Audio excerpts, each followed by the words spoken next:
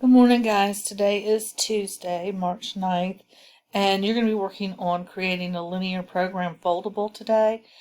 The copies are on the shelves below the Ansel Adams poster, the one that's closest to the flag, and I have a completed copy behind my desk. This is what you're going to be looking for. It should kind of look like this when you're done. I've got all the copies set up and kind of pinned together so that they come out in a group, and you should just be able to fold it. And just one page after the other, and again, it'll look like this. This is what you're looking for as far as these copies. They're all clipped together, and they're all separated so that they each little section would create one foldable. And so each page opens with instructions on the left and an example on the right that you fill in. And the last two pages are the real world problems. And again, there's one that is completed.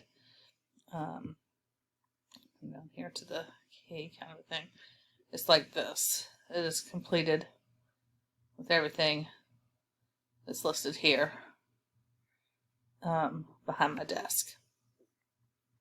All right. Have a good day, and I'll talk to you soon.